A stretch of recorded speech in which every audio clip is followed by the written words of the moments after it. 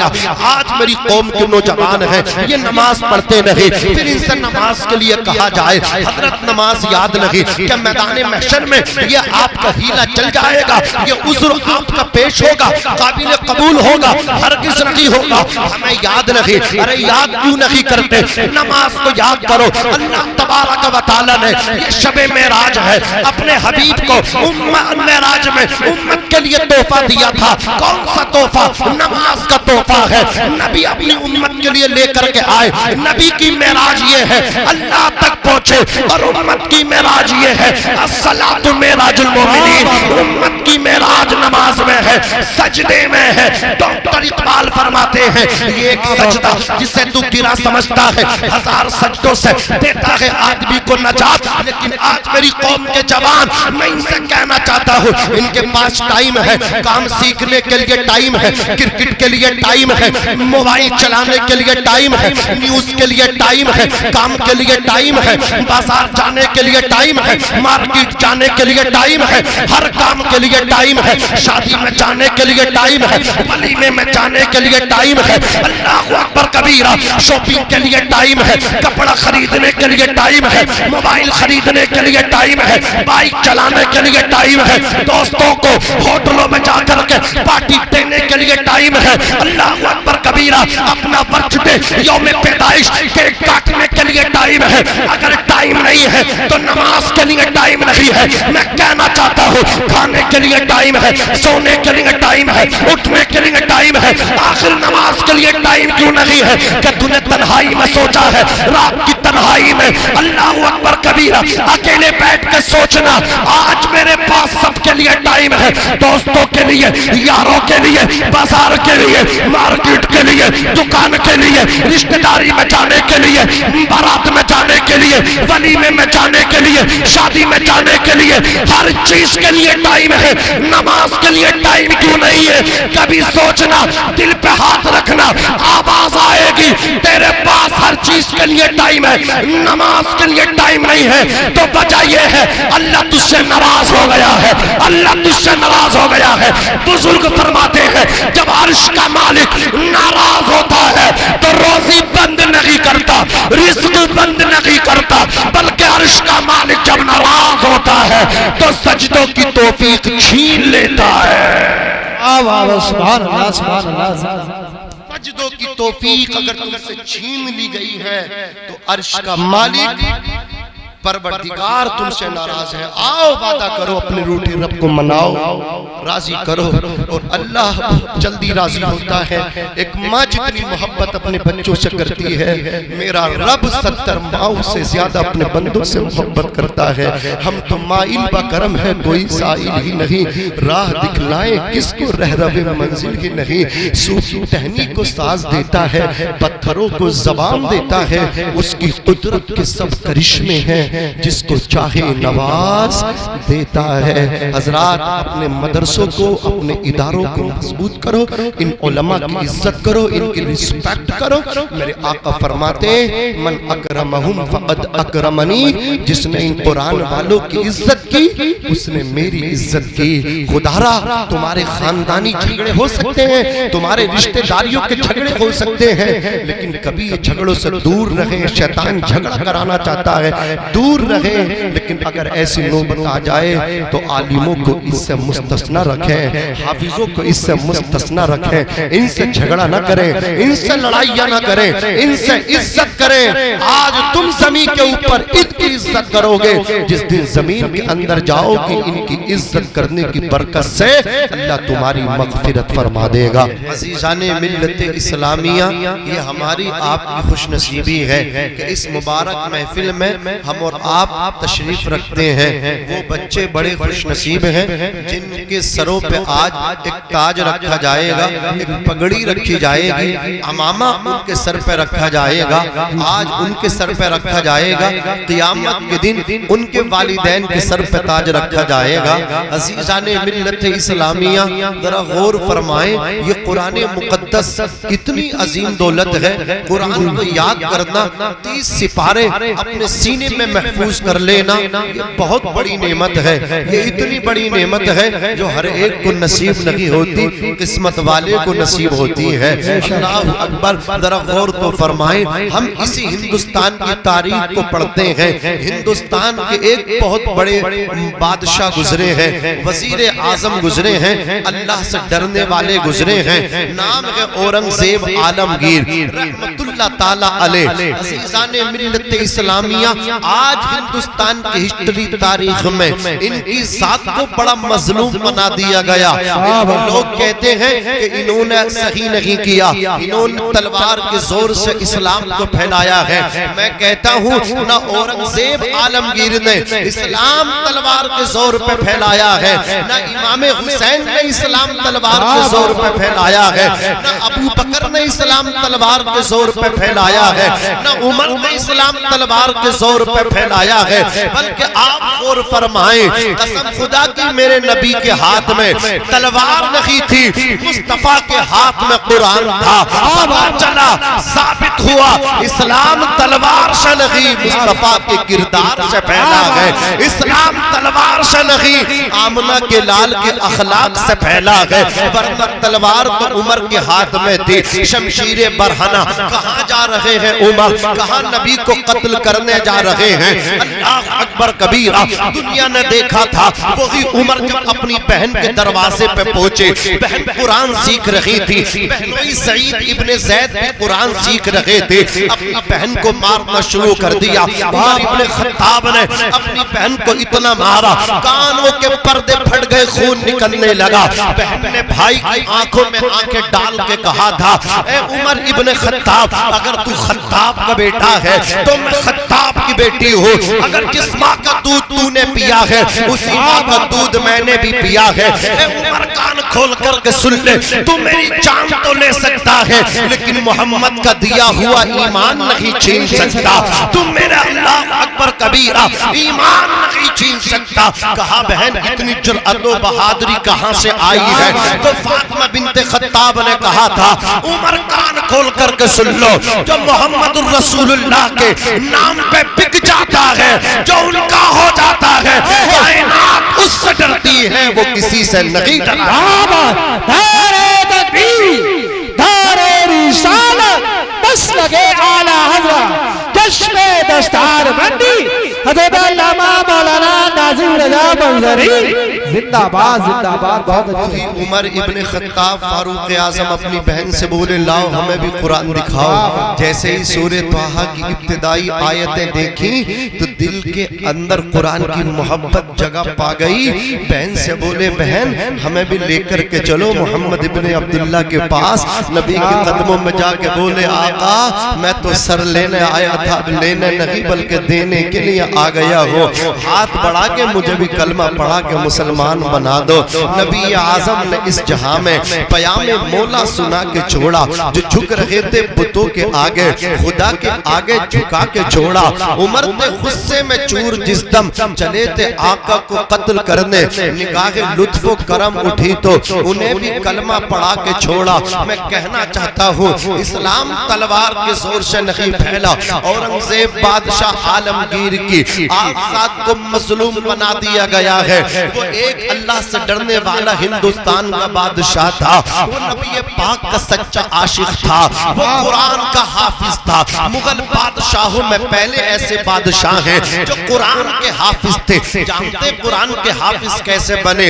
اورنگزیب عالمگیر اکھنڈ بھارت کے راجہ ہیں، صرف آپ ہی حافظ نہیں بلکہ آپ کے بیٹے نے پہلے حافظہ کیا، آپ کا بیٹا پہلے حافظ قرآن بنا۔ اورنگزیب کے والد کا نام ہے شاہ جہاں، جنہوں نے اللہ اکبر دہلی کی جامع مسجد تعمیر کرائی۔ عزیزان ملت اسلامیہ، جب اورنگزیب عالمگیر کے بیٹے حافظ قرآن ہو گئے، ان کی دستار ہو گئی، میں پوچھنا چاہتا ہوں آج ایک بادشاہ کا بیٹا قرآن کا حافظ بنا ہے، آج بادشاہ کے بیٹے اورنگزیب عالمگیر پیر کے بیٹے کی دستار بندی ہو رہی ہے. میں کہنا چاہتا ہوں, میں پوچھنا چاہتا ہوں, آج ان کے بچوں کی دستار بندی ہوتی ہے. کوئی رکشہ چلانے والا ہے, کوئی آٹو ڈرائیور ہے, کوئی مزدوری کرنے والا ہے. عزیزان ملت اسلامیہ, امیروں کے بچے اسکول میں پڑھتے ہیں, امیروں کے بچے یونیورسٹی جاتے ہیں, امیروں کے بچے لندن اور پیرس جاتے ہیں, غریبوں کے بچے مدرسے میں پڑھنے کے لیے آتے ہیں.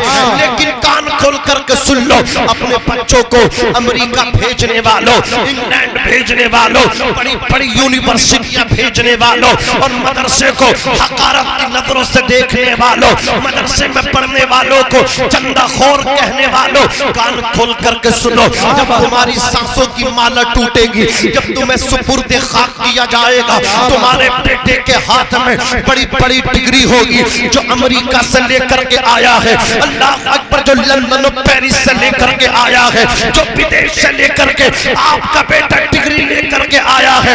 جانتے ہیں آپ کے بیٹے کی ڈگری آپ کے کام نہیں آئے گی, لیکن یہی بچہ جو اللہ اکبر کبیرہ مدرسے کی ٹوٹی پھٹی چٹائی پہ بیٹھ کر کے شب و روز قرآن مقدس کو یاد کرتا تھا, اس نے 30 سپارے اپنے سینے کے اندر محفوظ کر کے رکھے تھے. جب آپ کا انتقال ہوا ہے, یہی بیٹا اللہ اکبر کبیرہ آپ کے انتقال کے بعد, آپ کی قبر تیار ہونے کے بعد, آپ کی قبر کے سرحانے قرآن کھول کر کے بیٹھ گیا. اس نے ایک پارہ نہیں پڑھا, 2 پارے نہیں پڑھے, بلکہ 2.5 سپاروں پر مشتمل ایک سورت ہے جس کا نام ہے سورہ بقرہ.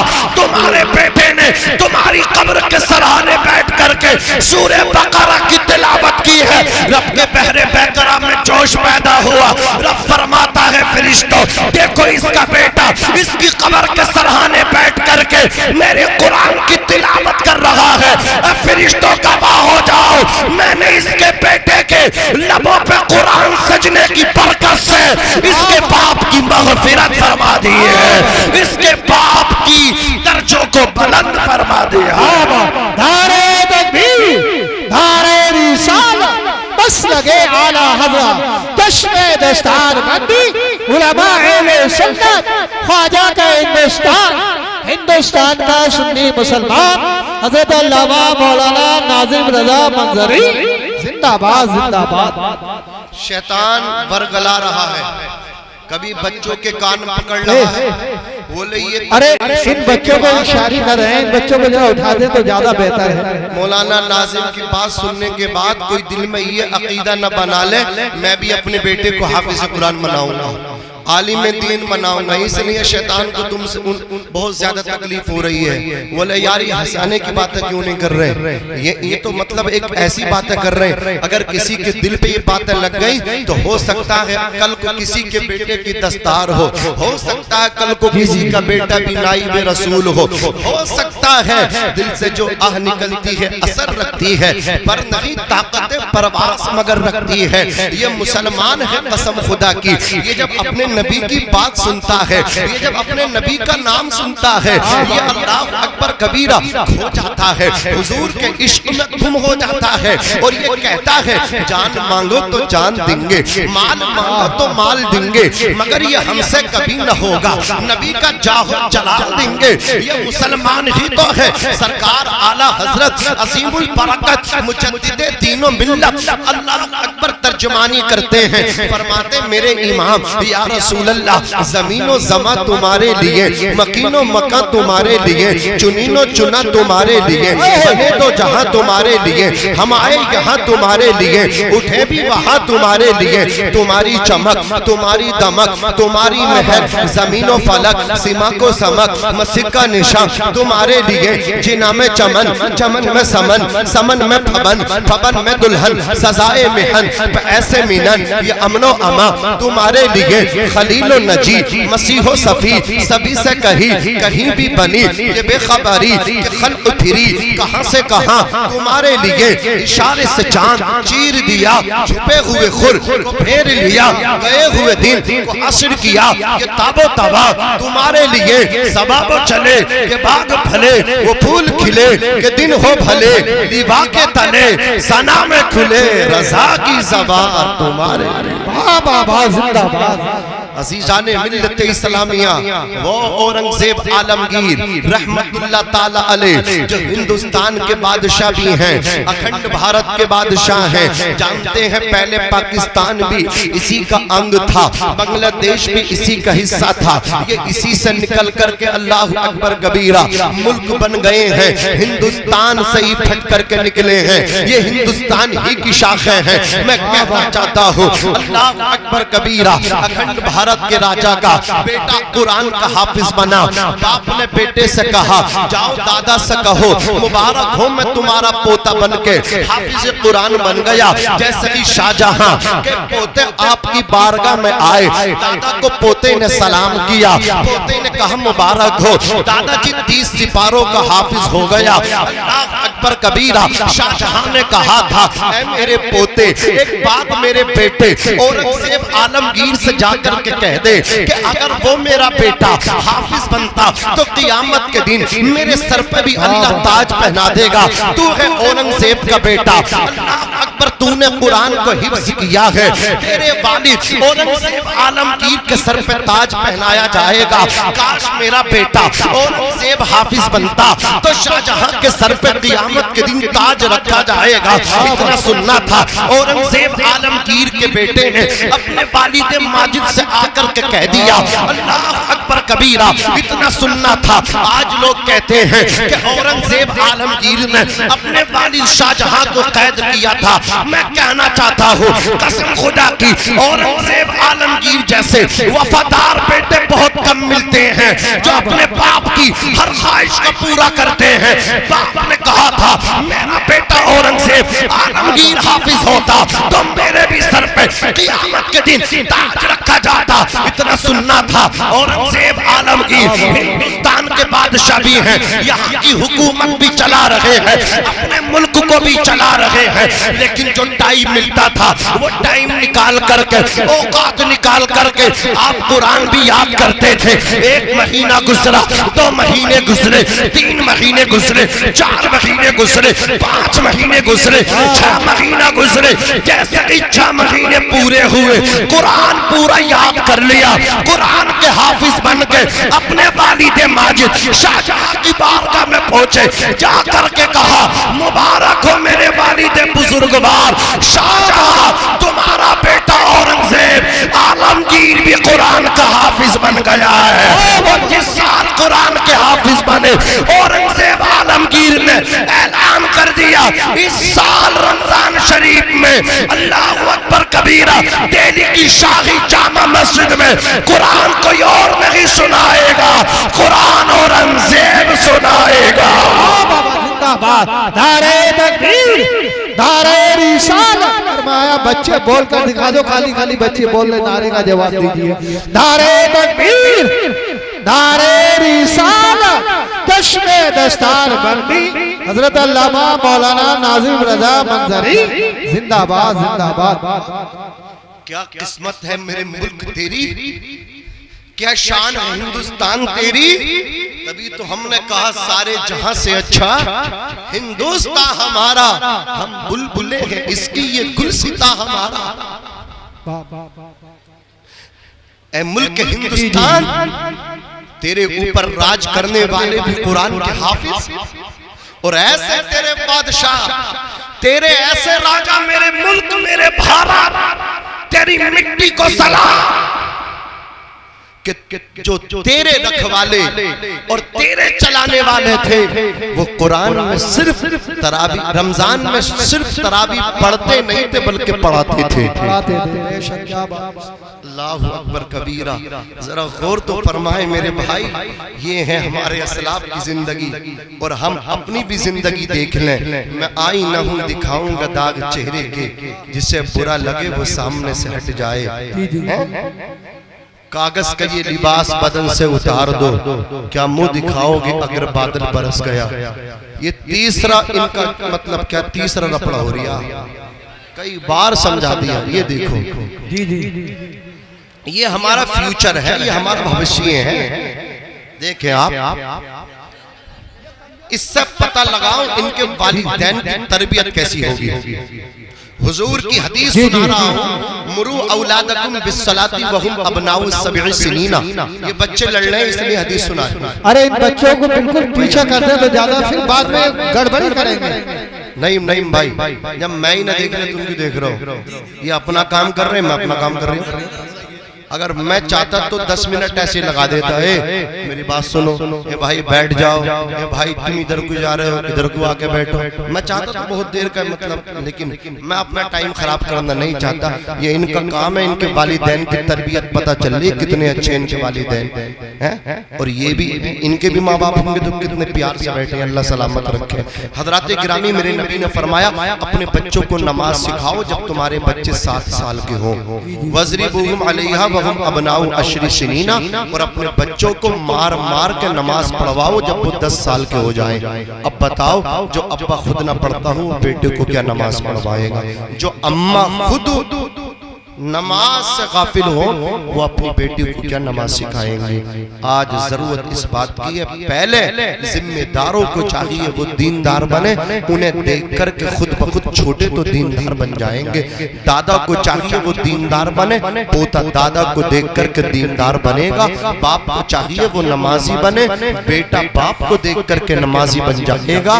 ماں کو چاہیے کہ وہ دیندار بنے، بیٹی ماں کو دیکھ کر کے دیندار بن جائے گی۔ ماں اگر پردہ کرے گی تو بیٹی بھی پردہ کرے گی، ماں اگر بے پردہ گھومے گی تو بیٹی بھی بے پردہ گھومے گی، باپ اگر چوری کرے گا تو بیٹا سوا چور بن جائے گا۔ حضرات گرامی توجہ دیجئے، آج ہم بھی اپنا چہرہ آئینے میں دیکھیں، بادل سے ڈرنے والے اے آسمان ہی ہم سو بار کر چکا ہے تو امتحان ہمارا، ہمارے درمیان بھی سیاست کرنے والوں کی کمی نہیں ہے۔ مجھے بتاؤ کہ ہم میں M P M L A نہیں ہے؟ ارے سب کچھ ہے ہماری جماعت میں، پرمکھ بھی ہماری جماعت میں ملیں گے، پردھان سے لے کر کے چیئرمین تک ملیں گے، ایم ایل اے سے لے کر کے ایم پی تک ملیں گے، سب ہیں، لیکن بتاؤ گھروں میں دین کہاں ہے؟ وہ بھی اورنگزیب عالمگیر ہیں، بھارت کے راجہ ہیں، قسم خدا کی، لیکن پھر بھی خود بھی حافظ بنے، اپنے بیٹے کو بھی حافظ بنایا۔ خلیفہ ہارون رشید نے اپنے بیٹے کو عالم دین بنایا۔ آپ ذرا غور تو فرمائے، انہی لوگوں نے تو اسلام کو فروغ دیا ہے، انہی لوگوں کی وجہ سے تو اسلام مضبوط ہے۔ عزیزان ملت اسلامیہ، آؤ میں تمہیں ایک قدم اور آگے بڑھ کے بتانا چاہتا ہوں، مدینے کی سرزمین ہے، دیکھو ایسے ہوتے تھے ہمارے حکمران، دیکھو کیسے ہوتے تھے، نیک ہوتے تھے ہمارے حکمران۔ مدینے کی سرزمین ہے، مدینے والے آقا کا ظاہری وصال ہو گیا، حضور نے جب پردہ کر لیا تو منافقین نے خوشیاں منائی، یہودیوں نے خوشیاں منائی کہ بانی اسلام پردہ کر گئے، اسلام کمزور پڑ جائے گا، اسلام کی جڑیں کھوکھلی ہو جائیں گی۔ لیکن سیدنا ابو بکر صدیق نے ایسا مورچہ سنبھالا، ایسا مورچہ سنبھالا کہ یہودیوں کے اور منافقوں کے اللہ اکبر کبیرہ جو ناپاک ارادے تھے وہ ارادے ہی تک رہے، وہ پورے نہ ہو سکے۔ ابو بکر صدیق نے مورچہ سنبھال لیا، ایسی اسلام کی تبلیغ کی، مصطفیٰ جان رحمت کے اللہ اکبر کبیرہ عطا کردہ اسلام کا جھنڈا سرنگو ہونے نہ دیا، اسلام کی جڑوں کو کمزور کھوکھلا ہونے نہ دیا۔ مدینے کی سرزمین ہے، رات کا وقت ہے، اللہ اکبر کبیرہ، چہرے پہ نقاب پڑی ہے، حضرت عمر ابن خطاب کا بیان ہے، میں کیا دیکھتا ہوں، ایک شخص چلا آ رہا ہے، چہرے پہ پردہ پڑا ہے، میں نے کہا اور رات کے اس وقت میں اپنے چہرے پہ نقاب ڈال کے مدینے کی گلی میں گشت کرنے والے چہرے سے نقاب تو ہٹا، چہرے سے پردہ تو ہٹا دے۔ اس وقت اہل مدینہ محو استراحت ہے، اپنے بستروں میں آرام کر رہے ہیں، ایک تو ہے کہ مدینے کی گلیوں میں گشت کر رہا ہے، آخر چہرے سے کپڑا تو ہٹا۔ اتنا کہنا تھا کہ اس آنے والے شخص نے چہرے سے جب کپڑا ہٹایا، چہرے سے جب پردہ ہٹایا، حضرت عمر کہتے ہیں میرے پیروں سے زمین نکل گئی، یہ آنے والا رات کے وقت میں چہرہ ڈھانپ کے کوئی اور نہ تھا کہ مسلمانوں کے پہلے خلیفہ سیدنا ابو بکر صدیق رضی اللہ تعالیٰ عنہ تھے، خلیفہ بلا فصل تھے، امیر المومنین تھے۔ حضرات گرامی، حضرت عمر نے کہا اے ابو بکر کاندوں میں جھولیاں کیسی پڑی ہیں، ان کاندوں میں جھولیاں جو ہیں، ان جھولیوں میں آخر کیا سامان ہے؟ ابو بکر بولے عمر ان جھولیوں میں ایک جھولی میں روٹی کے ٹکڑے ہیں، ایک جھولی میں سالن ہے، اور لے کر کے ایک یتیم ایک اللہ اکبر بیوہ عورتوں کے بچوں کے پاس لے کر کے جا رہا ہوں۔ مدینے کی گلی میں ایک بیوہ عورت ہے، اس کے سر سے شوہر کا سایہ اٹھ گیا، اس کے بچوں کو کھلانے جا رہا ہوں، اس کے بچوں کے منہ میں لقمے ڈالنے کے لیے جا رہا ہوں، اپنے ہاتھوں سے کھلانے کے لیے۔ دارے تکبیر، دارے رسالت، مسلک اعلی حضرت علماء اہل سنت، جلسہ دستار بندی مفتی ناظم بندری صاحب قبلہ، دارے تکبیر، دارے رسالت۔ سبحان اللہ سبحان اللہ، بہت خوب جو خدمت خلق کرتے ہیں، اللہ مرتبے انہی کے بلند کرتا ہے، اقبال انہی کے اونچے ہوتے ہیں۔ جانتے ہیں جو لوگ کنجوس ہوتے ہیں ان کا کوئی مددگار نہیں ہوتا، ان کا کوئی رفیق نہیں ہوتا۔ کنجوس جو ہوتا ہے، بخیل جو ہوتا ہے، وہ اللہ سے دور ہوتا ہے، جنت سے دور ہوتا ہے، لوگوں سے دور ہوتا ہے، دوزخ کے قریب ہوتا ہے۔ اور جو سخی ہوتا ہے، جو لوگوں کو مل بانٹ کے کھلانے والا ہوتا ہے، وہ اللہ کے قریب ہوتا ہے، رسول اللہ کے قریب ہوتا ہے، لوگوں کے قریب ہوتا ہے، جنت کے قریب ہوتا ہے، دوزخ سے دور ہوتا ہے۔ عزیزان ملت اسلامیہ، دنیا نے دیکھا سیدنا ابو بکر صدیق نے 2.5 سال 2 سال 6 مہینہ آپ کی مدت خلافت رہی۔ ابو بکر صدیق نے پردہ کیا۔ ابو بکر صدیق کے بعد حضرت عمر ابن خطاب فاروق اعظم رضی اللہ تعالی عنہ امیر المومنین بنے۔ حضرات گرامی، حضرت عمر ابن خطاب کا یہ معمول تھا، جب مدینے والے سوتے تھے تو عمر مدینے کی گلیوں میں گشت کرتے تھے، اپنے اللہ اکبر پہرا دیا کرتے تھے، کوئی بھوکا نہ رہے، کوئی پریشان نہ رہے۔ یہ عمر ابن خطاب کی سوچ تھی۔ حضرت عمر ابن خطاب چلتے چلے جا رہے ہیں، ساتھ میں آپ کا خادم ہے، تاریخ میں جس کا نام اسلم ہے۔ آپ ایک اللہ اکبر دروازے سے جب گزرے ہیں تو کانوں میں آواز آئی ہے، بچے رو رہے ہیں۔ دستک دی، اندر پہنچے، جا کر کے کیا دیکھا؟ اللہ اکبر کبیرہ، بچے رو رہے ہیں اور چولہے پہ پتیلی چڑھی ہوئی ہے۔ آپ کہتے اس میں کیا پک رہا ہے؟ اللہ اکبر خاتون نے کہا کہ اس پتیلی میں نے پانی ڈال کے اس میں پتھر ڈال دیے ہیں، پھر چولہے پہ چڑھا دیا ہے، گھر میں پکانے کے لیے راشن نہیں ہے۔ حضرات گرامی، اپنے بچوں کو بہلانے کے لیے، پھسلانے کے لیے یہ میں نے کام کیا ہے، لیکن کم بخت آج بچے بھی سو نہیں پا رہے ہیں۔ اتنا سننا تھا۔ حضرت عمر کہتے ہیں دروازہ بند نہ کرنا، آپ اپنے گھر تشریف لائے۔ آپ نے اپنے کاندھے پہ بوری کو رکھا، رکھنے کے بعد چلتے بنے۔ خادم نے کہا تھا حضرت میرے ہوتے ہوئے آپ اپنے کاندھے پہ بوری نہیں رکھ سکتے۔ آپ فرماتے ہیں اے اسلم یہ بتاؤ میدان محشر میں ہر انسان اپنا اپنا بوجھ اٹھائے گا۔ اللہ اکبر کبیرہ، جب وہاں کوئی کسی کا بوجھ نہیں اٹھائے گا تو یہاں بھی میں اپنا بوجھ خود سے اٹھانا چاہتا ہوں۔ چلتے رہے۔ حضرت عمر ابن خطاب دروازے پہ جا کر کے دستک دی، پھر آپ نے اپنے ہاتھوں سے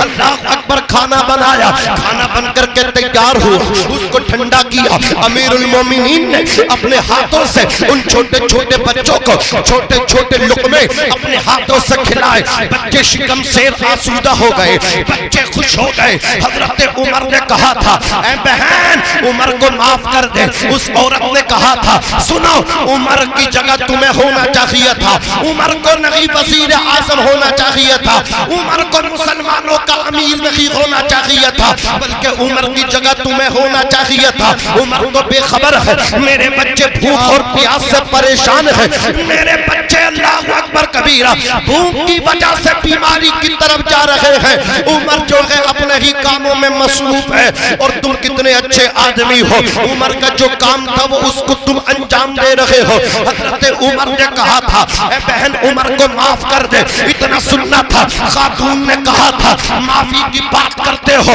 ایسے معاف نہیں کروں گی، بلکہ میں تو قیامت کا انتظار کروں گی قیامت کا دن جب آئے گا نفسی نفسی کا عالم ہوگا یوم یفر المرء من اخیہ و امہ و ابی و صاحبتہ و بنی لکل امرئ منہم یومئذ شأن یغنی اس دن انسان بھاگے گا اللہ اکبر کبیرہ انسان انسان سے بھاگے گا بھائی بھائی سے بھاگے گا شوہر بیوی سے بھاگے گا بیوی شوہر سے بھاگے گی بچے اللہ اکبر کبیرہ والدین سے بھاگیں گے کوئی کسی کا یار اور مددگار نہ ہوگا وہ عورت کہنے لگی اس دن میں اللہ کی بارگاہ میں عمر کا دامن پکڑ کے عمر کے خلاف مقدمہ لکھواؤں گی یا اللہ عمر امیر المومنین تھا عمر کے ہوتے ہوئے میرے بچے فاقے پہ فاقہ کر رہے تھے عمر نے پھرائی آواز میں روتے ہوئے کہا تھا او بہن جتنا کوسنا ہے آج اتنا کوس لے جتنی گالی دینی ہے آج اتنی گالی دے لے جتنا فائن مارنا ہو آج اتنا فائن مار دے لیکن قیامت کے دن عمر کی شکایت نہ کرنا عمر کمزور سا انسان ہے اللہ کی بارگاہ میں جواب نہ دے سکے گا جانتے ہیں کون عمر ہے عمر مدینے کی گلی سے نکلے جنگل میں پہنچے نخلستان میں پہنچے اور اللہ اکبر کبیرہ درخت کی ڈال پکڑ کے درخت کی شاخ پکڑ کے پیڑ کی ٹہنی پکڑ کے عرض کرنے لگے یا اللہ تو عمر کو انسان نہ بناتا بلکہ اس پیڑ کی اس درخت کی ڈال بنا دیتا یہ خشیت الہی ہے یہ خوف خدا ہے آج میرے پاس نہ نمازیں ہیں نہ روزے ہیں نہ صوم و صلات ہے نہ والدین کی دعائیں ہیں نہ پڑوسیوں کی دعائیں ہیں نہ بہن کا حق ہے اللہ اکبر کبیرہ بہن کا حق میں نے کھایا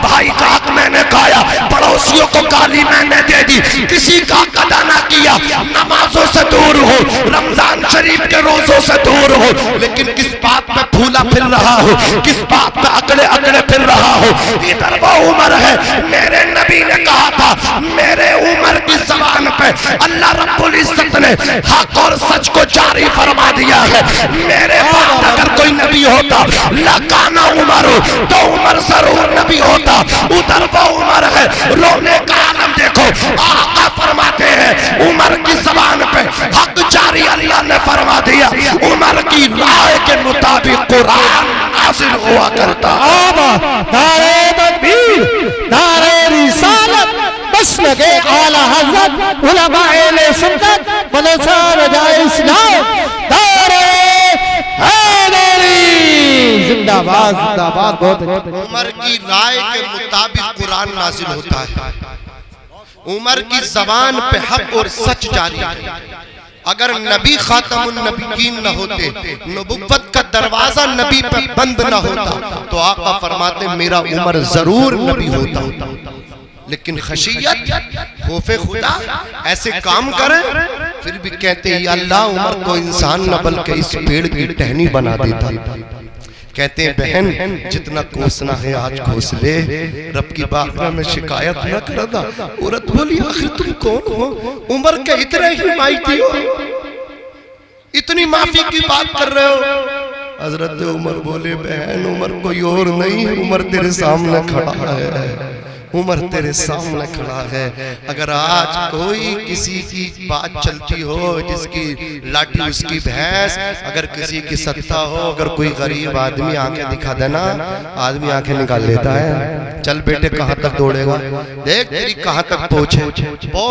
دوڑ کہاں تک دوڑے گا او میرے بھائی تو ظلم اتنے کرو جتنا کہ اپنے اوپر سہلو اتنے برداشت کرو اس لیے کہ یاد رکھنا قیامت کے دن یہی مظلوم تمہارا دامن پکڑ کے کہے گا وہ دنیا تھی جہاں کھلنے نہیں دی تھی زباں میری یہ محشر ہے یہاں سننا پڑے گی داستہ میری اگر تم نے کسی پہ ظلم کر دیا اور اللہ اکبر کبیرہ رات کی تنہائی میں آ کر کے وہ اللہ کی بارگاہ میں مصلی بچھا کے اگر گڑ گڑا گیا تو تیری نسل تباہ ہو جائے گی تیرا اقبال کو زوال ہو جائے گا میرے آقا فرماتے ہیں 3 لوگ ایسے ہیں جن کی دعائیں رد نہیں ہوتی ایک باپ ہے باپ کی دعا اولاد کے حق میں رد نہیں ہوتی قبول ہوتی ہے ایک مسافر ہے اللہ مسافر کی دعا کو بھی قبول فرماتا ہے تیسرا مظلوم ہے اللہ مظلوم کی دعا بھی قبول فرماتا ہے مظلوم کی دعائیں لیا کرو ان کی بد دعاؤں سے بچا کرو ان کی بددعا سے بچا کرو۔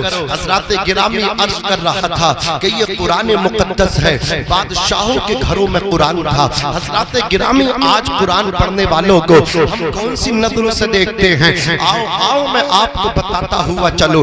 تاریخ میں بتاتی ہے خلیفہ ہارون رشید کے بیٹے مامون رشید۔ حضرات گرامی آپ نے اپنے بیٹے کا ایڈمیشن کسی اسکول میں نہیں کروایا، بلکہ بیٹے کا جو داخلہ آپ نے کروایا امام کسائی کے مکتب میں آپ نے داخل کیا۔ خلیفہ ہارون رشید اپنے بیٹے کو لے کر کے پہنچ گئے۔ مامون رشید علم دین حاصل کرتے رہے۔ ایک دن گزر ہوا خلیفہ کا، جیسے ہی دیکھتے اپنے بیٹے کو ملاحظہ کیا کہ مامون رشید جو ہیں اپنے استاد حضرات امام النہب امام کسائی کو وضو کروا رہے ہیں۔ پانی اللہ اکبر پانی کا لوٹا بھرا ہوا ہے اور آپ اپنے ہاتھوں سے لوٹا اٹھا کر کے اپنے استاد کے پیر پہ اونڈیل لگے ہیں، اور امام النہب خلیفہ کے بیٹے کے استاذ اپنے ہاتھ سے پیر کو دھل رہے ہیں۔ خلیفہ نے بیٹے کی تادیبی کارروائی کی، اپنے بیٹے کو پیٹا۔ بیٹے نے کہا ابا جان میری غلطی کیا ہے؟ خلیفہ نے کہا تھا تیری غلطی یہ ہے اللہ نے تجھے دو ہاتھ دیے ہیں، ایک ہاتھ سے پانی ڈال اور دوسرے ہاتھ سے اپنے استاد کا پیر دھو دے، اس لیے کہ اللہ انہی بچوں کو کامیاب کرتا ہے جو استاد کا ادب کرتے ہیں، جو استاد کی دعائیں لیا کرتے ہیں۔ اللہ ان بچوں کو کامیابی سے ہمکنار فرماتا ہے۔ عزیزان ملت اسلامیہ، بات چل رہی تھی قرآن مقدس سے پیار کرنے کی، بات چل رہی تھی قرآن مقدس حفظ کرنے کی، تو میں نے آپ کے سامنے ان اللہ اکبر کبیرہ بڑے لوگوں کی ہسٹری کو آپ کے سامنے رکھا۔ آپ بھی اپنے دل کے اندر یہ تمنا آج لے کر کے ڈال کے لے کر کے جائیں، اس کے چند ٹوٹے ہوئے جملے اپنے دامن میں لے کر کے جائیں۔ اپنے بچوں کو آپ بھی عالم دین بنائیں، اپنے بچوں کو آپ بھی حافظ قرآن بنائیں۔ جب آپ کا بیٹا حافظ ہوگا تو آپ کی خدمت کرے گا، جب آپ کا بیٹا عالم ہوگا تو آپ کی دستبوسی کرے گا، جب آپ کا بیٹا بھی مدرسے کی ٹوٹی چٹائی پہ بیٹھ کے ذاکر ادب طے کیا ہوگا تو وہ بھی آپ کے قدموں کو بوسہ دے گا۔ اس لیے کہ کان کھول کر کے سن لو، کسی اسکول میں نہیں بتایا جاتا، کسی یونیورسٹی میں نہیں بتایا جاتا جنت ماں کے قدموں کے نیچے ہے، باپ جنت کا دروازہ ہے۔ لیکن جب تم آؤ گے مدرسہ عدل پور کے خوش عقیدہ مسلمانوں، جب تم اس مدرسے میں داخل ہوگے، یہ جو بچے ٹوٹی چٹائی پہ بیٹھ کے اللہ اکبر علم دین جو ان کے استاد انہیں دیتے ہیں تو ان کے استاد انہیں بتاتے ہیں سنو سنو الجنت تحت اقدام الامہات، جنت ماؤں کے قدموں کے نیچے ہے۔ رضا ربی فی رضا الوالد وسخط الربی فی سخط الوالد، باپ کی رضا میں خدا کی رضا ہے، باپ کی ناراضگی میں خدا کی ناراضگی ہے۔ اگر باپ راضی ہے تو اللہ راضی ہے، باپ ناراض ہے اللہ ناراض ہے۔ یہ بچہ مدرسے سے نکلے گا، چھٹی ہوگی، چھٹی کے بعد اپنی ماں کے قدموں کو چومے گا اور جا کر کے کہے گا امی میرے قاری صاحب نے بتایا ہے، مفتی صاحب نے بتایا ہے جنت ماؤں کے قدموں کے نیچے ہے، میری جنت تیرے قدموں کے نیچے ہے۔ اپنی جنت کو چومے گا، اپنے ابا کے پاس آئے گا، آ کر کے کہے گا ابا آپ جنت کے دروازہ ہو، آپ کی پیشانی کو بوسہ دینا چاہتا ہوں۔ باپ کی پیشانی چومے گا، باپ کے ہاتھ چومے گا، پھر اللہ اکبر کبیرہ کھانا کھا کر کے پھر دوپہر کو مدرسے میں پڑھنے کے لیے آئے گا۔ تو میں کہنا چاہتا ہوں جو بچہ ماں کے قدم چوم کے اور باپ کے پیشانی کو چوم کے گھر سے نکلا ہو، وہی بچہ قرآن کا حافظ بنا کرتا ہے، وہی بچہ عالم دین بنا کرتا ہے۔ وہ ناکام نہیں ہوتا ہے بلکہ کامیاب ہو کر کے واپس آیا کرتا ہے۔ منور رانا نے کہا تھا ہمارے کچھ گناہوں کی سزا بھی ساتھ چلتی ہے، اب ہم تنہا نہیں چلتے، دوا بھی ساتھ چلتی ہے۔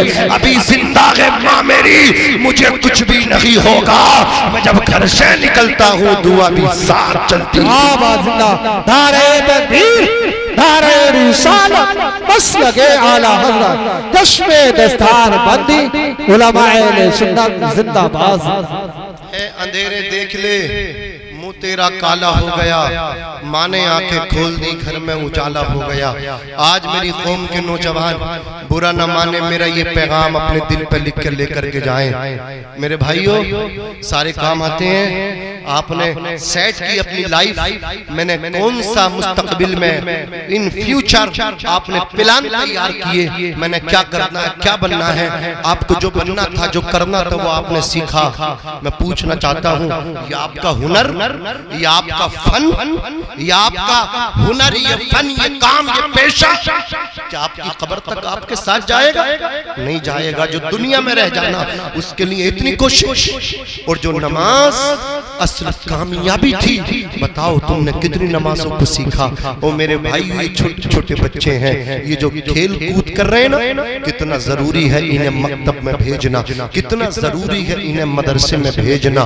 آج تم خود احساس کرتے یار ہم نماز تو جمعے کے دن پڑھنے جاتے ہیں، لیکن ہمیں یاد نہیں ہے، ہمیں دعائے قنوت یاد نہیں ہے، ہمیں الحمد سورہ فتح یاد نہیں ہے، ہمیں سورہ اخلاص یاد نہیں ہے۔ یہ تمہارا کوئی بھتیجا بیٹھا ہے، کوئی بھانجا بیٹھا ہے، کوئی چھوٹا بھائی بیٹھا ہے، جس مرحلے سے تم گزر رہے ہو، آج تم انگوٹھا چھاپ ہو۔ اپنے چھوٹے بھائیوں کو تو نمازی بنا دو، اپنے بھتیجوں کو تو نمازی بنا دو، اپنے بھانجوں کو تو نمازی بنا دو، اپنے پوتوں کو تو نمازی بنا دو۔ اور یہ نماز کہیں اور نہیں، یہ نماز اگر کہیں سکھائی جاتی ہے تو اسی کا نام رسول اللہ کا گھر ہے۔ یاد رکھنا، یہ خطیب بھی اگر کہیں سے ملتے ہیں تو مدرسے سے ملتے ہیں، امام بھی اگر ملتے ہیں تو مدرسے سے ملتے ہیں۔ یہ مفتی غلفام صاحب قبلہ پورے ہندوستان میں تقریریں کرتے ہیں، انہیں بھی اگر کہیں سے اللہ اکبر، اگر کہیں سے یہ تیار ہوئے ہیں تو یہ بھی مدرسے سے تیار ہوئے ہیں۔ نعرہ لگاؤ نا، بارہ رسالت مسلک اعلی حضرت علماء اہل سنت مفتی غلفام صاحب قبلہ، مفتی غلفام صاحب قبلہ مدرسہ رضاء الاسلام جلسہ دستار بندی اصلاح معاشرہ کانفرنس، نعرہ تکبیر، نعرہ رسالت، مفتی غلفام صاحب قبلہ، مفتی غلفام صاحب قبلہ، نعرہ تکبیر، نعرہ رسالت۔ گزارش ہے بیٹھ جائیں میرے بھائی، بہت جلدی بیٹھ جائیں۔ مقرر خصوصی عالم نبیل فاضل جلیل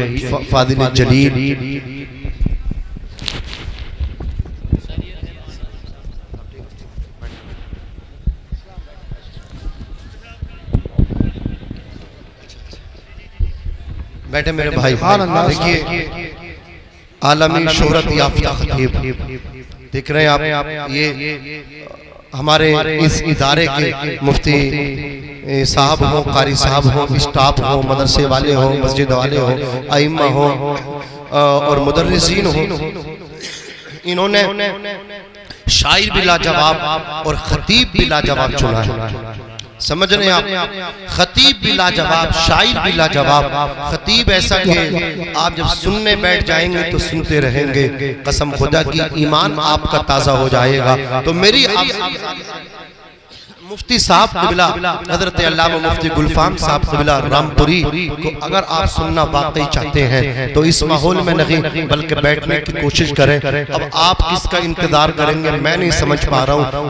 اب یہ ہمارے جلسے کی آخری کڑی ہے، لاسٹ کڑی ہے، مقرر اور مہمان خصوصی ہیں، یہ تشریف لے کر کے آ گئے۔ آپ کو بالکل مکمل سکون کے ساتھ اطمینان کے ساتھ بیٹھ جانا چاہیے۔ میں عرض کر رہا تھا میری قوم کے جیالو، دیکھو اپنے چھوٹے چھوٹے بھائیوں کو مدرسے میں داخل کرو، یہ مدرسے ہی تو ہیں، نمازی یہاں سے بنتے ہیں، قاری صاحب مدرسے تیار کرتے ہیں، عالم صاحب مدرسہ تیار کرتا ہے، مسجد کا امام اگر تیار کرتا ہے تو وہ مدرسہ تیار کرتا ہے، خطیب اگر کہیں سے بنتے ہیں تو وہ مدرسے سے بنتے ہیں۔ مجھے بتاؤ اللہ اکبر کبیرہ، ہمیں مدرسوں پہ دھیان دینا چاہیے کہ نہیں دینا چاہیے؟ مدرسوں میں ہمیں دھیان دینا چاہیے۔ ہمارے بچے جہاں اسکول جاتے ہیں وہاں مدرسے میں بھی ہم کو بھیجنا چاہیے۔ ہمارے 5 بچے ہیں، 4 بچوں کو اپنے حساب سے پڑھا لو، 1 بچے کو رسول اللہ کا سچا عاشق بنا دو، مہمان رسول بنا دو، نائب رسول بنا دو۔ ایک گھر میں ایک عالم ضرور ہونا چاہیے جو بگڑتے ماحول میں پرفتن دور میں اپنی فیملی کو سنبھال لے۔ اللہ اکبر کبیرہ، اچھے سے اپنے پریوار کی رہنمائی کر لے۔ ایک گھر میں پریوار میں ایک عالم ہو۔ بزرگ فرماتے جس پریوار جس خاندان میں نبی کی شریعت کا عالم نہیں ہوتا، وہ پریوار و خاندان زندوں کا نہیں بلکہ مردوں کا ہوتا ہے۔ اگر آپ بھی زندگی جینا چاہتے ہیں، زندگی زندہ دلی کا نام ہے، مردہ دل کے خاک جیا کرتے ہیں، آپ کے پریوار میں ایک عالم ہو، حضور کی شریعت کا جاننے والا ہو، بس بات کو سمیٹ رہا ہو، یہ مدرسے ہیں، نماز یہاں سے سکھائی جاتی ہے۔ عزیزان ملت اسلام